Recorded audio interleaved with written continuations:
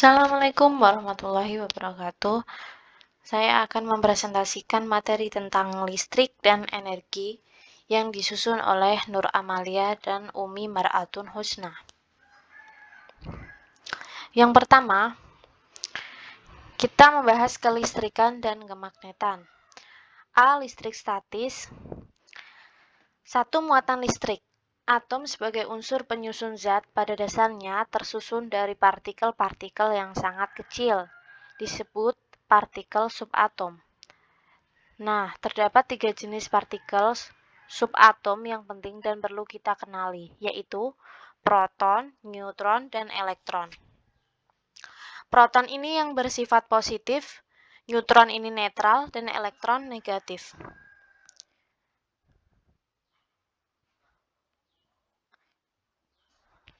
Dan proton dan elektron ini disebut sebagai muatan listrik karena memiliki sifat sama.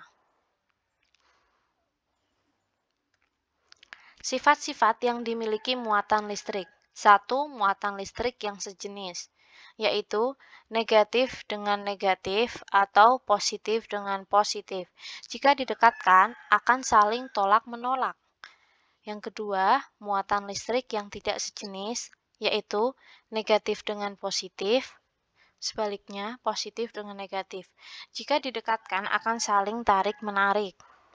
Nah, 3 cara untuk proses pemuatan listrik, yaitu 1 dengan menggosok, 2 industri, 3 arus listrik. Hukum Coulomb. Coulomb mengemukakan suatu aturan atau hukum yang berbunyi, gaya listrik, tarik-menarik atau tolak-menolak di antara dua muatan sebanding dengan besar muatan listrik masing-masing dan berbanding terbalik dengan kuadrat jarak pisah antara kedua muatan listrik. Yang persamaannya dapat ditulis F sama dengan K kali Q1 kali Q2 per D kuadrat. Dengan keterangan F gaya Coulomb satuan Newton, Q1, Q2, yaitu muatan listrik benda 1 dan 2, dengan satuan Coulomb, D kecil jarak antara dua muatan listrik satuan meter, dan K kecil konstanta pembanding. Konstanta gaya Coulomb sendiri yaitu 9 kali 10 pangkat 9 Newton meter pangkat 2 Coulomb pangkat min 2. Contoh soalnya seperti ini. Dua buah muatan diatur seperti pada gambar di bawah ini. Besar muatan A adalah 8 mikrocoulomb dan muatan B adalah min 5 mikrocoulomb. Sedangkan besar gaya listrik yang bekerja pada kedua muatan adalah, diketahui K adalah 9 kali 10 pangkat 9 Nm kuadrat C pangkat min 2 1 mikrocoulomb yaitu 10 pangkat min 6 coulomb. Berapakah besar gaya listrik yang bekerja pada kedua muatan? Pembahasannya dengan menggunakan rumus F sama dengan K kali Q1 kali Q2 per R kuadrat. Ini pembahasannya seperti ini. Jadi besar gaya listrik yang bekerja pada kedua muatan adalah 36 Newton. Selanjutnya yaitu medan listrik. Benda yang bermuatan listrik dikelilingi sebuah daerah yang disebut medan listrik. Menurut Faraday, 1791, suatu medan listrik keluar dari setiap muatan dan menyebar ke seluruh ruangan.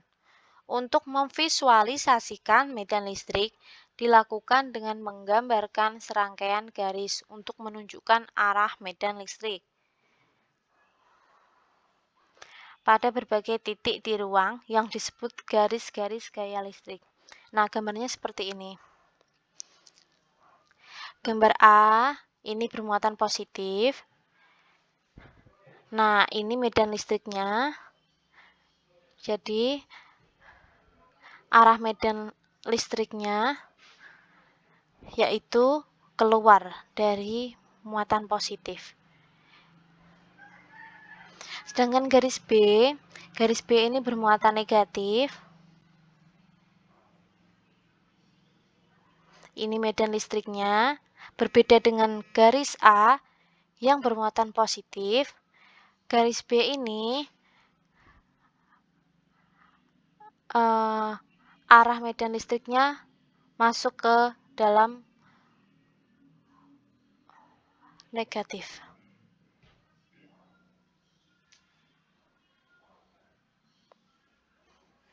Dari pembahasan ini, kita dapat menjelaskan bagaimana dua partikel yang sejenis tolak-menolak dan partikel yang lain jenis tarik-menarik. Jadi ini bisa saling tarik-menarik karena beda muatan. Selanjutnya listrik dinamis. Arus listrik dan beda potensial. Dua benda atau dua tempat yang muatan listriknya berbeda dapat menimbulkan arus listrik. Benda atau tempat yang muatan listrik positifnya lebih banyak dikatakan mempunyai potensial lebih tinggi.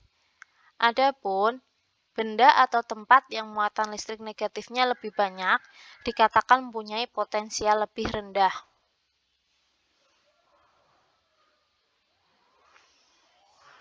Dua tempat yang mempunyai beda potensial dapat menyebabkan terjadinya arus listrik. Syaratnya, kedua tempat itu dihubungkan dengan suatu penghantar. Dalam kehidupan sehari-hari, beda potensial sering dinyatakan sebagai tegangan. Ini. Pada gambar A ini kan positifnya lebih banyak ya, jadi bisa dikatakan potensial lebih tinggi daripada B. Yang ini hanya jumlahnya 5 misalkan. Dan ini lebih dari 5. Nah, ini akan mencari keseimbangan. Ini bisa jadi berpindah ke sini untuk keseimbangan, untuk mencari keseimbangan.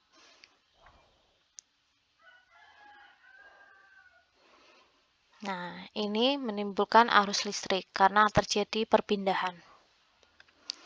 Kedua benda bermuatan jika dihubungkan melalui kabel akan menghasilkan arus listrik yang besarnya dapat ditulis dalam rumus I sama dengan Q per T. I besar kuat arus, Q besar muatan listrik, T waktu tempuh. Ini contoh soalnya. Arus 0,75 ampere mengalir dalam filamen bohlam listrik selama 10 menit. Hitunglah muatan listrik yang mengalir dalam filamen bohlam listrik tersebut. Nih, I-nya 0,75 ampere, T-nya 10 menit karena satuannya sekon, dijadikan sekon. I sama dengan Q kali T. 0,75 sama dengan Q kali 600. Q sama dengan 0,75 kali 600, maka Q sama dengan 450 Coulomb. Sudah diketahui bahwa perbedaan potensial akan mengakibatkan perpindahan elektron. Banyaknya energi listrik yang diperlukan untuk mengalirkan setiap muatan listrik. Dari ujung-ujung penghantar disebut beda potensial listrik atau tegangan listrik. Hubungan antara energi listrik, muatan listrik, dan beda potensial listrik secara matematik dirumuskan V sama dengan W per Q. V beda potensial, Q besar muatan, dan W energi listrik. Ini contoh soalnya dengan menggunakan rumus V sama dengan W per Q.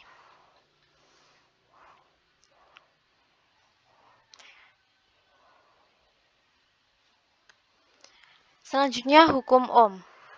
Pada 1927, seorang fisikawan Jerman bernama George Simon Ohm melakukan penelitian untuk mencari hubungan antara beda potensial dan kuat arus listrik. Nah, berdasarkan hasil penelitiannya, Ohm membuat suatu grafik beda potensial terhadap arus listrik. Ternyata, grafik tersebut membentuk suatu garis lurus yang condong ke kanan dan melalui titik pusat koordinat 0,0. Kesimpulan ini dikenal sebutan hukum Ohm yang berbunyi, pada suhu tetap, tegangan listrik V pada suatu penghantar sebanding dengan kuat arus yang mengalir pada penghantar tersebut. Nah, dapat dirumuskan V sama dengan I kali R. V beda potensial, I kuat arus listrik, dan R hambatan. Contoh soalnya seperti ini. Pengaturan power supply atau DC generator untuk dapat menghasilkan output tegangan sebesar 10 volt, kemudian nilai potensiometer diatur ke 10 ohm. Berapakah nilai arus listrik? Sudah diketahui V dan R. Yang ditanya adalah I. Dengan menggunakan rumus I sama dengan V per R, I sama dengan 10 dan R sama dengan 10. Jadi I sama dengan 1 ampere. Selanjutnya rangkaian listrik. Ini terdapat dua rangkaian, yaitu rangkaian seri dan rangkaian paralel. Rangkaian seri adalah penyusunan komponen-komponen listrik secara berderet. Ini berderet ke samping. Rangkaian seri dibuat untuk membagi-bagi beda potensial sekaligus memperbesar hambatan listrik. Karenanya, rangkaian seri jarang digunakan untuk merangkai komponen listrik di rumah-rumah. Yang kedua, rangkaian paralel adalah penyusunan komponen-komponen listrik secara berjajar. Tadi yang seri berderet ya, ini paralel berjajar. Rangkaian ini berfungsi untuk membagi-bagi arus dan memperkecil hambatan listrik. Jika suatu hambatan listrik dirangkai paralel, maka beda potensial pada masing-masing hambatan akan sama besar. Selanjutnya yaitu kemagnetan. Nah, kutub-kutub magnet adalah bagian ujung magnet yang memiliki kekuatan paling besar untuk menarik partikel besi dibandingkan bagian magnet yang lain. Setiap magnet memiliki dua buah kutub, yaitu kutub utara dan kutub selatan. Garis lurus yang menghubungkan kedua kutub ini disebut sumbu magnet. Kutub-kutub magnet memiliki sifat-sifat tertentu, yaitu dua kutub magnet yang sejenis bila didekatkan akan saling tolak-menolak, dan dua kutub magnet yang berlawanan jenis bila didekatkan akan saling tarik-menarik. Seperti listrik tadi ya, kalau positif sama positif, jika didekatkan itu akan tolak-menolak. Tapi positif dan negatif jika didekatkan akan tarik-menarik.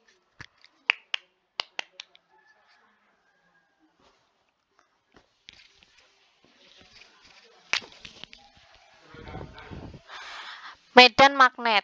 Medan magnet adalah daerah sekitar magnet yang pada daerah itu magnet lain masih dipengaruhi oleh gaya magnetik jika diletakkan di atasnya. Jika di daerah tersebut ditaburkan serbuk besi, maka serbuk besi akan ditarik oleh kutub magnet dan membentuk pola garis yang disebut garis gaya magnet. Nah, sifat-sifat dari garis gaya magnet ini keluar dari kutub utara dan masuk ke kutub selatan. Garis gaya magnet tidak pernah berpotongan dan tempat yang mempunyai garis gaya magnet rapat menunjukkan medan magnet yang kuat. Sebaliknya, tempat yang mempunyai garis gaya magnet renggang menunjukkan medan magnet yang lemah. Ini seperti ini. Keluar dari kutub utara, kemudian masuk ke kutub selatan. Dari sini juga keluar dari kutub utara, masuk ke kutub selatan. Nih. Masuk. Hubungan kelistrikan dengan kemagnetan.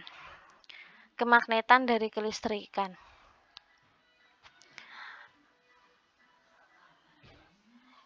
Selama bertahun-tahun, Ørsted percaya ada hubungan antara kelistrikan dan kemagnetan. Namun, ia tidak dapat membuktikannya. Pada tahun 1829, akhirnya ia menemukan buktinya. Saat jarum kompas didekatkan pada kawat berarus, jarum kompas tersebut menyimpang dari kedudukan semula.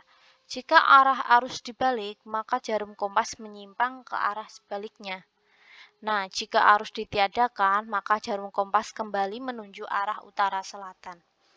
Karena jarum kompas hanya dapat disimpangkan oleh medan magnet, Ørsted menyimpulkan bahwa arus listrik dapat menghasilkan medan magnet. Arus listrik yang mengalir pada kawat menghasilkan medan magnet yang arahnya bergantung pada arah arus. Selanjutnya, kelistrikan dari kemagnetan. Induksi elektromagnetik adalah proses pembuatan arus listrik dengan cara mendekatkan sumber listrik pada sebuah magnet. Induksi elektromagnetik pertama kali diteliti oleh Michael Faraday dari Inggris dan Joseph Henry dari Amerika. Dari percobaan yang dilakukan secara terpisah pada tahun 1831 oleh dua ilmuwan tersebut, memperoleh kesimpulan seperti ini, bahwa arus listrik dapat dimunculkan dari sebuah magnet dengan cara menggerak-gerakkan sebuah kawat pada medan magnetnya, atau dengan cara memasukkan dan mengeluarkan magnet ke dalam suatu kumparan kawat. Seperti ini, percobaan dari Faraday.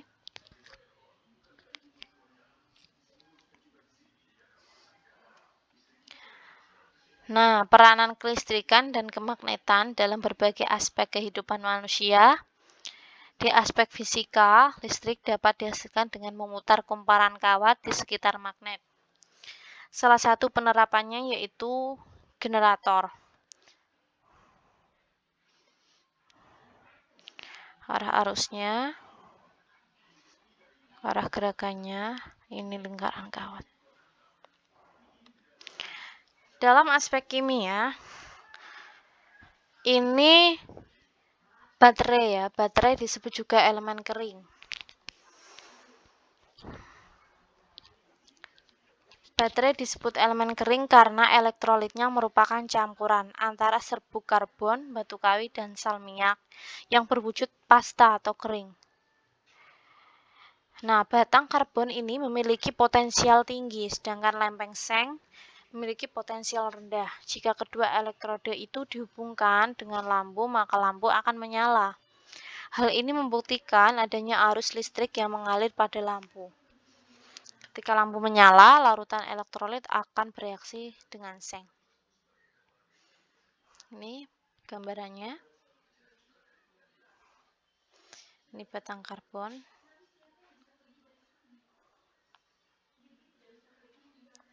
Nah, dalam aspek biologi ini, propaganda sinyal saraf. Kita semua ini, manusia ini punya saraf. Nah, saraf ini semua gerakan tubuh manusia dari detak jantung sampai mata berkedip saja itu dikendalikan oleh impuls saraf. Meskipun sinyal saraf dalam tubuh manusia berupa listrik di alam, tapi sinyal saraf dalam tubuh manusia lebih mirip dengan gerakan elektron yang melalui suatu kawat penghantar.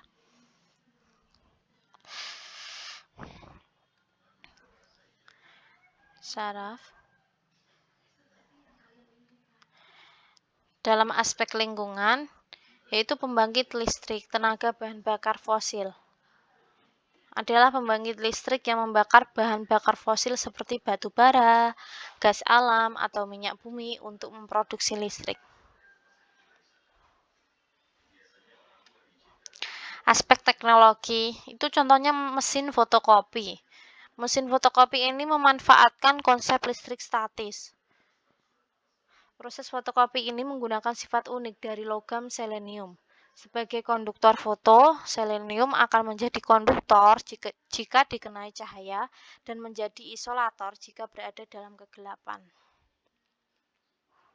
Nih.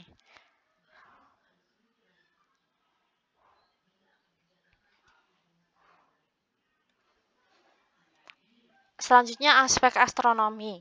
Perlu diketahui, bumi itu sebagai magnet raksasa. Sebuah magnet yang bebas bergerak ternyata selalu menempatkan dirinya menurut arah utara-selatan. Hal ini menunjukkan bahwa di permukaan bumi terdapat medan magnet dan gaya yang mempengaruhi kutub-kutub magnet tersebut. Fenomena aurora yaitu mengapa terdapat cahaya yang terang di langit ketika pada malam hari dan mempunyai warna-warna yang menarik. Terakhir, aspek geologi. Ini contohnya petir. Petir merupakan peristiwa lepasnya muatan listrik statis yang terjadi secara dramatik dan alamiah.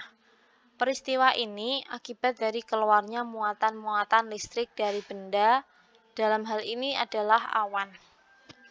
Pelepasan listrik statis kadang-kadang terjadi secara perlahan dan tenang, namun sesekali berlangsung cepat disertai percikan cahaya atau suatu bunyi ledakan.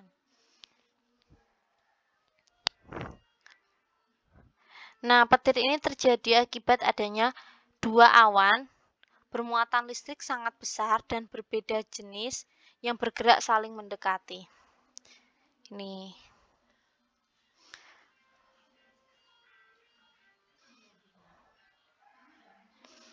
Awan netral, awan bermuatan. Ini bisa terjadi juga seandainya dua awan ini memiliki muatan yang berbeda, misalnya yang satu kelebihan elektron, yang satu kekurangan, maka akan terjadi loncatan elektron tersebut dan menimbulkan terjadinya petir. Aspek kesehatan dan keselamatan. MRI merupakan suatu alat diagnostik mutakhir untuk memeriksa dan mendeteksi tubuh Anda dengan menggunakan medan magnet yang besar dan gelombang frekuensi radio tanpa operasi penggunaan sinar X ataupun bahan radioaktif.